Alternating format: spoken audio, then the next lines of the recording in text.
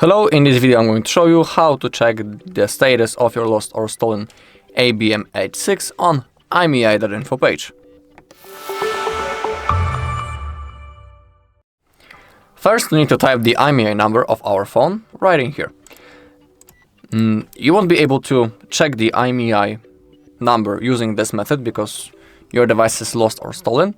But don't worry, you can try to find your phone packaging, and usually the IMEI number is written on the edge, on the side of the box, so you can find it right in there. Then type your IMEI number and click on check.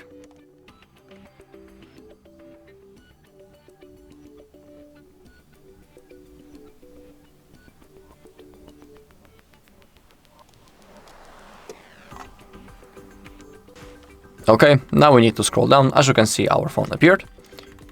Scroll down until you find the basic checks and click on lost device check. Okay, and click on check lost/stolen status.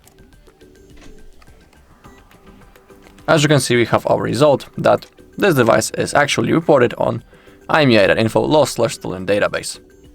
And here we can see the incident date, the city where it happened, the contact name, the phone number, is it verified, verification date, is it reported, and the date on which the report was created at.